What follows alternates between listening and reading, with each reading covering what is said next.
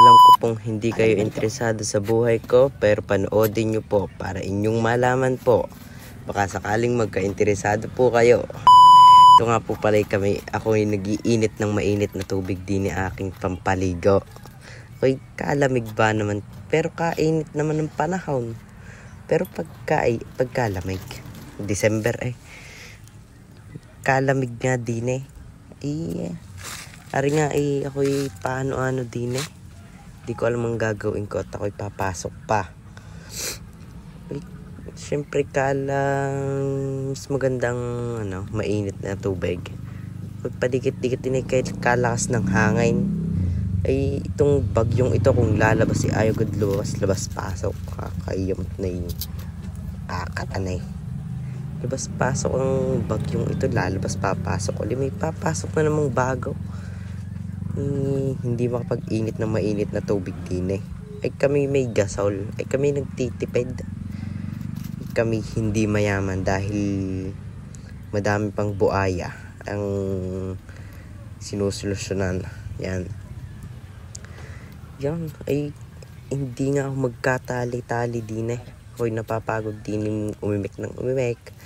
Kaya panoorin nyo na lang. Kung hindi kayo interesado, scroll nyo na lang. Pero kung ako sa inyo, panoodin ninyo nang malaman yung aking buhay.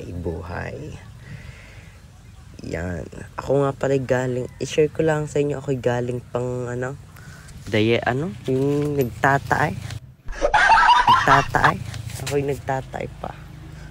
Kasama naman pakinggan na nagtatay. Isip pasensya na ho sa mga nakain diyan. Pagpasensyahan nyo na ho. Yan nga nakalingas-lingas na yan, dire-diretso na yan. Wala yung hangin na yan. Painom-inom pa yan ng soft drinks. Yan pagka nga din ng hangin yan, hindi na magkaintindihan.